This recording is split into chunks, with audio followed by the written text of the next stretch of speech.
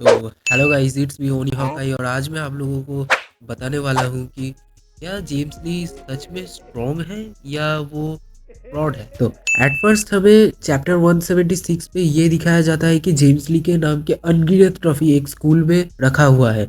This shows कि he is nothing just pure talented person. वो बंदा हर एक चीज हर एक फील्ड में परफेक्ट है। एंड इसके अलावा भी मानवा में सबसे पहले डैनियल के दो बॉडी की राज जेम्स ली को ही पता चला था और करेंट चैप्टर्स में तो जेम्स ली ने एडमिट तक किया है कि उसका बॉडी अब परफेक्शन की ओर जा रहा है। इसका मतलब पहले तो उसका बॉडी परफेक्ट भी नहीं हुआ था। करेंटली जेम्स ली 3 तरीके की मास्टरी पोजेस करता है, स्पीड, टेक्निक एंड स्ट्रेंथ। लेकिन अगर हम थोड़ा पास्ट में जाए, जब चियोन लियोनार्ड चल रहा था तब भिंजिन के फ्लैशबैक में हमें दिखाया जाता है कि जेम्स ली के पास 2 मास्टरीज था।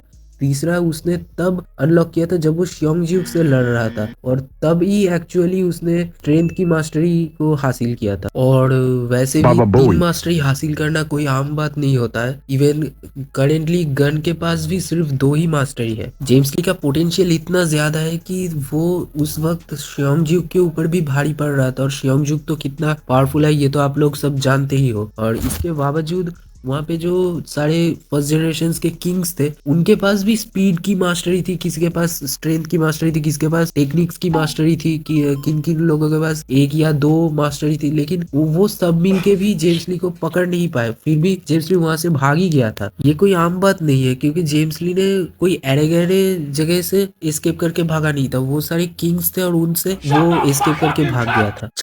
चार्ल्स चोई, ये बंदा कब क्या प्लान कर रहा है ये कोई नहीं बता सकता और इसके प्लान इतने एक्यूरेट होते हैं कि सब इसके प्लान के शिकार बन ही जाते हैं। लेकिन फिर भी ये जेम्स को ग्रो करता देख के सेकेंड बॉडी बनाता है ताकि ऐसा कोई हो जो जेम्स की लेवल को सरपास कर सके। एक प्री जनरेशन के इतने शातिर बंदे को बस एक जनरेशन 1 के बंदे को कंट्रोल करने के लिए इतना कुछ करना पड़ता है, इवन अपनी मौत तक प्लान करना पड़ता है। इस सब का सिर्फ एक ही मतलब होता है कि जेम्स ली कहीं ना कहीं चार्ल्स जोई को भी सरपास करने की पोटेंशियल होल्ड करता है।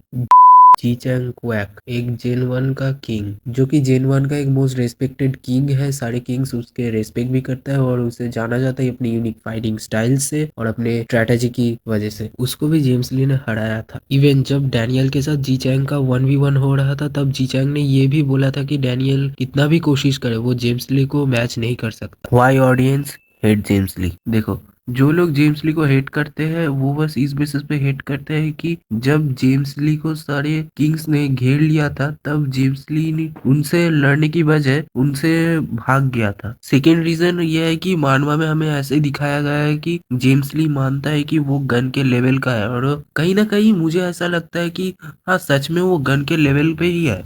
थर्ड रीजन ये है कि जेम्स ली ने अपने प्लान के अकॉर्डिंग जेन 1 की किंग को 1 बाई 1 करके हराया था, न कि गन की तरह जो पूरे जेनरेशन 2 के साथ अकेला भी गया था। यहाँ पे मैं पर्सनली कुछ बोलना चाहता हूँ कि जो जेम्स ली है वो एक ऐसा इंसान है जो कि अपने प्लान्स के अकॉर्डिंग चलता है, न कि जिससे चाहा उससे भिड़ जाता है। ऐसा नहीं है कि जेम्स ली हर किसी के साथ भिड़ नहीं सकता, वो ऑब्वियसली भिड़ सकता है क्योंकि उसका पोटेंशियल बहुत हाई है, लेकिन वो सबसे भिड़ना नहीं चाहता। इसका प्रूफ हमें उस चैप्टर में मिला था जब टेसुमा हमें फर्स्ट टाइम इंट्रोड्यूस किया गया था। वहां पे टेसुमा को जेम्स ली ने बच्चों की तरह हराया था और वहां पे कुछ बड़े सारे टॉप फाइटर्स जेनरेशन 2 के जो थे उनको भी जेम्स ली ने बहुत अच्छी तरीके से ओवर पावर कर दिया था। इसके अलावा भी जेनरेशन 2 का one of the best fighter जो कि गन का मास्टरपीस है, लिटिल डैनियल, जब वो उससे लड़ने जाता है तब भी गन उसे वार्निंग देता है कि वो उससे ना लड़े, क्योंकि कहीं ना कहीं गन को भी ये पता है कि जेम्स ली को हर कोई नहीं हरा सकता। बस गाइस, वीडियो इतना ही था। इस वीडियो के